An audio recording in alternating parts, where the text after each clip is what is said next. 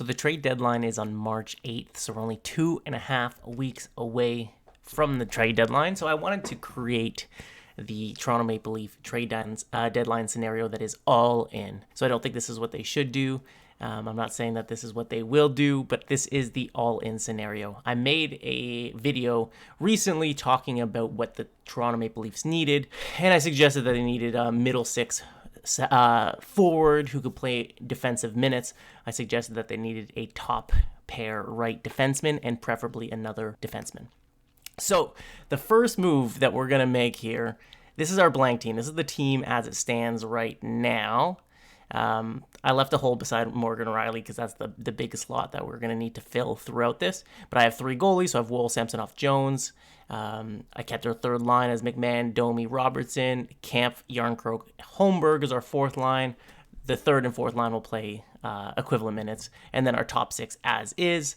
As of late, Brody, Liljegren have been playing together, and they've been extremely good, and Benoit and McCabe have been playing together, and they've been really good as well. That's been the benefit of Morgan Rielly being suspended for 5 games. We're 4 games into that right now, and Brody, Liljegren, Benoit, and McCabe have been doing great, so I really want to get a proper defenseman for Morgan Rielly. But first, we're going to start off with the smallest trade and the smallest piece that I want to add, and that is a depth right defenseman who is physical. So the target that I'm looking at is one that we know very well, and that is Mr. Zach Bogosian from the Minnesota Wild.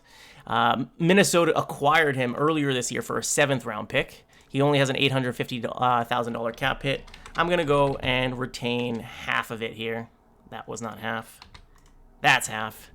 So $425,000 cap hit here.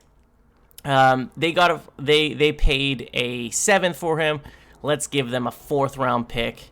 And I'm also going to trade off Noah Gregor because you'll see in the final layout our cap is going to be very tight, and Noah Gregor will not be one of the mainstays on the team. And I do not think he would go through waivers. I think a team would claim him.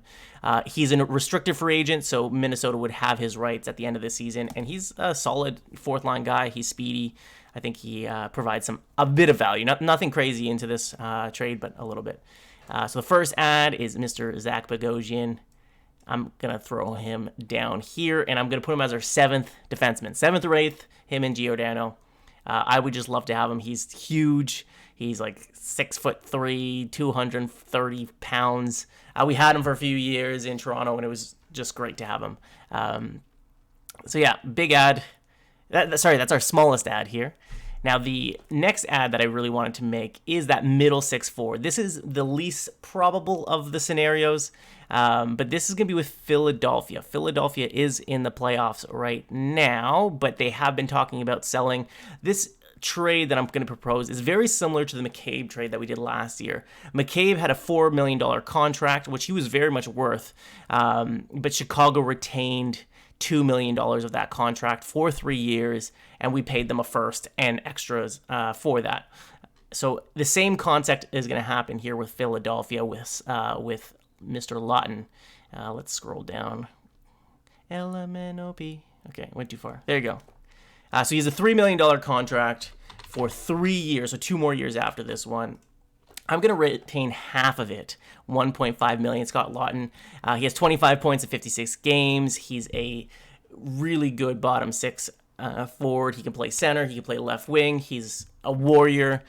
He's very competitive, and I think he would add a lot. However, these are the type of moves that we're seeing Tampa Bay make on a regular basis, where they get like a 3rd-line player for a few years at a good cap hit, and they're sending a ton away. So I am going to do this here as well. So I'm going to give our 2026 first-round pick, and let's protect it. So 2026 is top 10. Protected.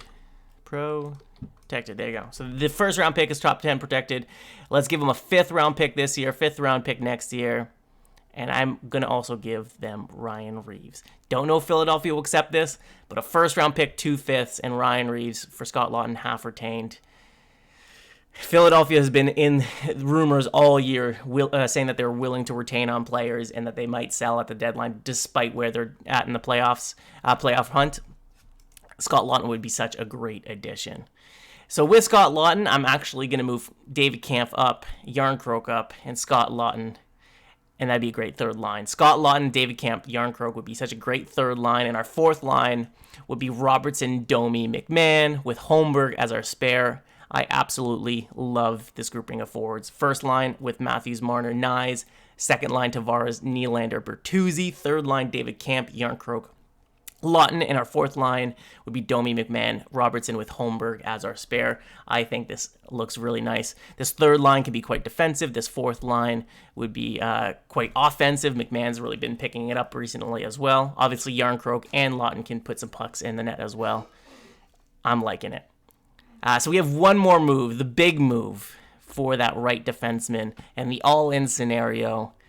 I'm putting Connor Timmins in, but is going to be the all-in, the number one piece that I actually would like, but this would be the all-in scenario, would be to go to the Seattle Kraken and go for Mr. Adam Larsson, and then also retain $2 million on his contract. So Adam Larsson is signed for this year and next year. He's 31 years old. He's a very steady, physical right defenseman, and he's very defensive-minded. I would see him as a perfect complement to Morgan Rielly. So we have Connor Timmins. He's more or less just a cap hit throw-in. We give him a first this year, 2/3, and one of our higher-end prospects. I made a video of our top 5 prospects, and number 4 on my list was Ryan Turberg. I'm putting our 4th ranked. So we had Easton Cowan as number 1, Fraser Minton number 2, Niemela as number 3, and Turberg number 4.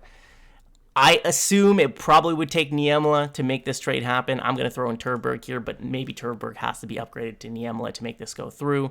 But Adam Larsson at $2 million for Connor Timmins, Turberg, a first this year and 2/3. And I think this makes a lot of sense for Seattle as well. They're an okay team. They're struggling to make the playoffs, and they really need superstar talent. And they could use these first-round picks to acquire that superstar talent. And then this is the all-in scenario. So with this, we have a 24-man roster, and we have $83,381,000 in cap. So we're just underneath the cap, the total cap here. So we have 3 goalies, 8 defensemen, and we have 13 forwards here. So if there's injuries, there's anything, we're still safe in this regard. So I went over the forward lineup. The defensive pairings, Rielly, Larsson, I love it. Brody, Liljegren has been doing super well recently. I was pretty hard on Liljegren recently, but ever since Rielly has gone down, he's been doing a great job. I'm really excited to continue seeing him on the power play once Rielly comes back as well. And Benoit and McCabe have been great. Giordano's just a warrior. Bogosian's a warrior. So adding Laughton, Bogosian, and Larsson would be 3 warriors who are very physically minded, who have that more defensive instinct to them. To our group, this is the all-in scenario. We have no first-round picks in this scenario. So the reason why it's all-in is 2024, 2025, 2026. We have no first-round picks and no second-round picks. We do keep our 3 top prospects here, potentially only 2 of them. This would be aggressive. What do you guys think? I personally think that this team would be extremely competitive in the playoffs. It would be extremely dangerous. I think any team would really struggle against this. All of these forwards are NHL forwards. All of these defensemen are NHL defensemen. All of these goalies are NHL goalies. So if we have injuries, we have depth. If we have, if somebody's struggling, we have people who can easily push them out of the lineup. I think we have a good balance of scoring, a really good balance of physicality and defense. But this would be expensive. I will make another trade proposal coming up over the next few days. One's going to be what I think the Leafs will do, and then another is going to be one that I think they should do.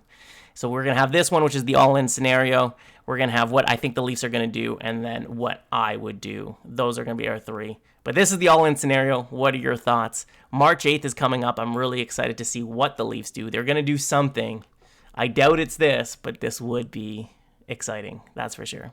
Anyways, thank you so much for tuning in. As always, I love you guys very much. Brian, the Leafs guy, out of here.